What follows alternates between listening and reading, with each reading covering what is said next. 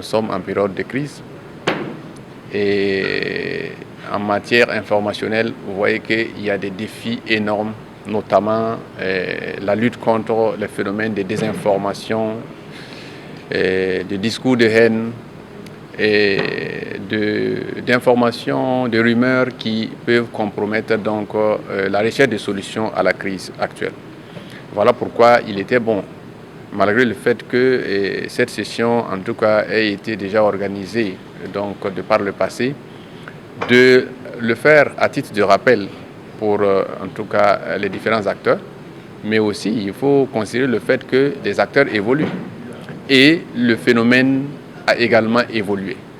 Voilà pourquoi, aujourd'hui, nous pensons qu'il fallait comme une espèce de mise à jour au profit donc de ces acteurs.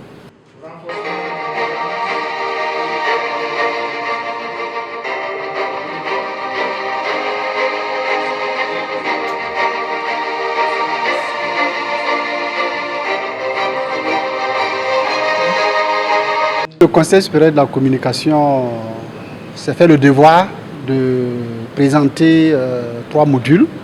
Le premier module, c'était le rôle et la responsabilité même du Conseil supérieur de la communication en période de crise. La deuxième communication, qui faisait partie du deuxième module, c'était sur les émissions d'expression directe. Le dernier module a consisté à présenter le pacte de bonne conduite, pardon, le pacte des médias pour un engagement contre la lutte contre le terrorisme et la reconquête du territoire national, un pacte qui a été adopté en mai 2025 et qui invitait, à travers lequel les médias, les promoteurs des médias se sont engagés à accompagner le gouvernement dans sa noble mission de reconquête du territoire et de lutte contre le terrorisme.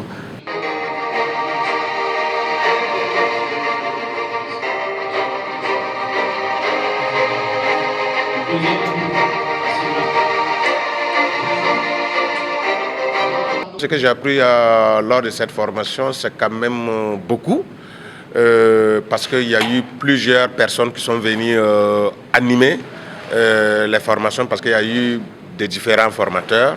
Il y avait la BCLCC qui a permis de comprendre un certain nombre de choses, ce qu'il faut faire, ce qu'il ne faut pas faire. Et puis, donc, il y a aussi la manipulation de l'information, c'est-à-dire que aujourd'hui, il y a un certain nombre d'informations que si je vois, je peux dire avec certitude que telle information a été manipulée ou c'est sorti de son contexte. Donc tout ça, ce sont des acquis de la formation qui me sont bénéfiques et je pense aussi très bénéfiques aux autres camarades qui ont participé à la formation. Aujourd'hui, il y a assez de fausses informations qui circulent.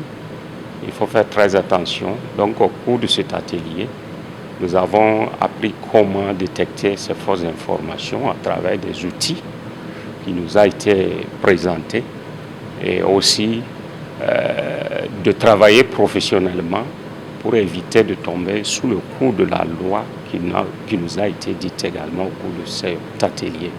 Donc nous ressortons avec beaucoup de bagages qui vont nous permettre de pouvoir aussi aider nos confrères dans les différentes rédactions à produire en tout cas des informations, des émissions qui vont contribuer au développement de notre cher beau pays, le Burkina Faso. Les objectifs sont atteints parce que quand même, si vous avez vu un peu ceux qui sont intervenus, ce sont quand même des communicateurs experts dans leur domaine qui sont intervenus. On a constaté que même les participants aussi étaient vraiment alertes, ils ont posé les questions qu'il faut poser. Et nous pensons que nos objectifs sont atteints parce que la formation, c'est de manière continue. Au fur et à mesure, ce n'est pas par coup de baguette magique, mais dans la continuité, voilà, à tout cas, chacun saura tirer profit, voilà, de ce qu'il apprend qu'on appelle au fil du temps.